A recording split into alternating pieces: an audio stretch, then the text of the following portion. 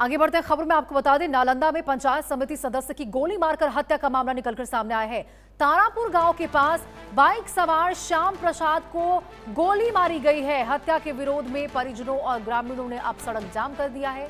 Police ने जल्द गिरफ्तारी का आश्वासन हालांकि परिजनों को दिया है। तो देखिए, बिहार के नालंदा जिले में अपराधियों के हौसले एक बार फिर बुलंद नजर आए हैं। वो आप इस खबर से समझिए।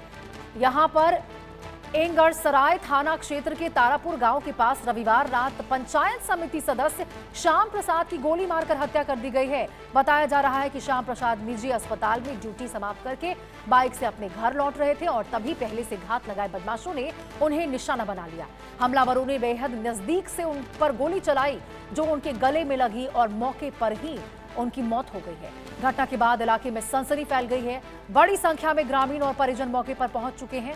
हत्या की खबर मिलते ही लोगों में भारी आक्रोश देखने को मिल रहा और गुस्साए परिजनों और ग्रामीणों ने शव को एंगड़ सराय चौक पर रखकर सड़क जाम कर दिया है, जिससे वाहनों की आवाजाही पूरी तरह से प्रभावित हो चुकी है।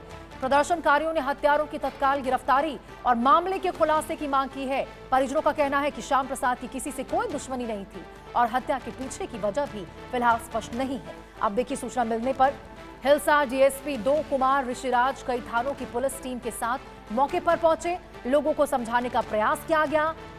पुलिस अधिकारियों ने जल्द कार्रवाई और आरोपियों की गिरफ्तारी का भरोसा परिजनों को दिलाया है, जिसके बाद जाम समाप्त करवाया गया है। फिलहाल पुलिस हत्या के कारणों की जांच में जुटी हुई है और आसपास के जो लोग हैं उनसे भी पूछताछ की जा रही है।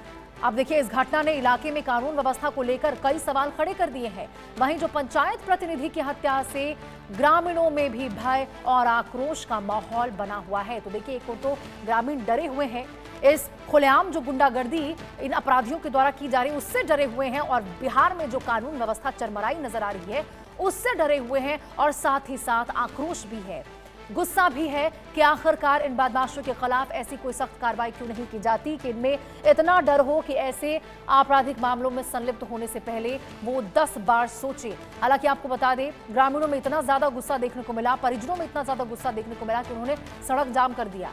नालंदा में आपको बता रहे, पंचायत समिति सदस्य की गोली मारकर दिन दहाड़े ऐसे हत्या कर दी गई है। हालांकि आपको बताएं, वो अपने काम से अस्पताल से ड्यूटी से लौट रहे थे, उसी दौरान हादसा हुआ।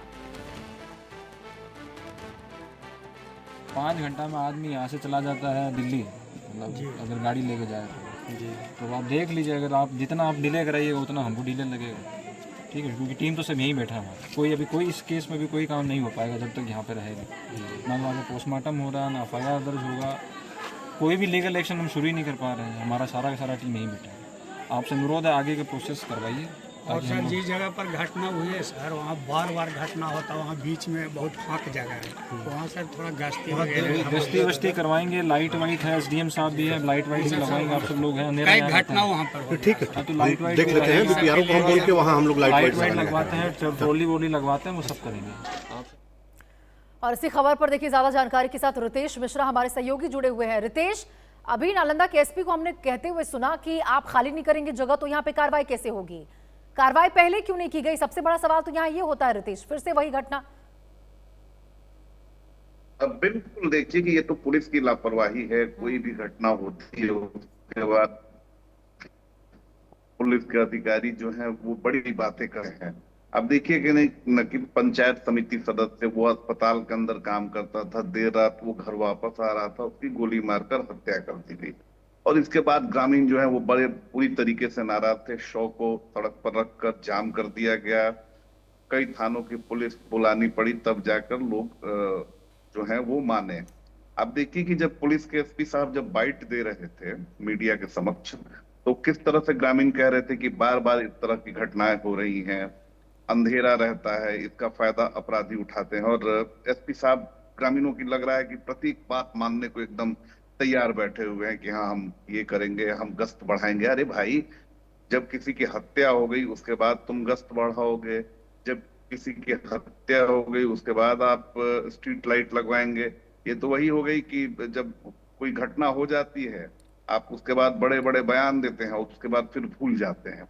तो नालंदा में लगातार ये पूर्व मुख्यमंत्री नीतीश कुमार का गृह जिला है और इस इलाके में आए दिन हत्याओं की सूचना आते रहती है, दुष्कर्म की सूचना आते रहती है। और एसपी साहब ऐसे बयान देते हैं, लगता है कि जैसे एक कैजुअल अप्रोच वाली सारी घटनाएं हैं। आपने बिल्कुल सही कहा कि बिहार में लगातार अपराध ग्राफ बढ़ रहा है। लॉ एंड ऑर्डर को लेकर लोग जो हैं वो लगातार सवाल उठा रहे हैं, और सवाल ऐसे नहीं उठा रहे हैं क्योंकि इस तरह की चीजें हो रही हैं। लगातार आए दिन बिहार में हत्या हो रही है। राजधानी पटना से लेकर शायद ही बिहार के 38 जिला में कोई जिला ऐसा बाकी है जहां हत्या की सूचना निकलकर सामने नहीं आ रही हो। और खास तौर पर नालंदा में तो हत्याओं का लग रहा है कि ग्राफ ही कम होने का नाम ही नहीं ले रहा है।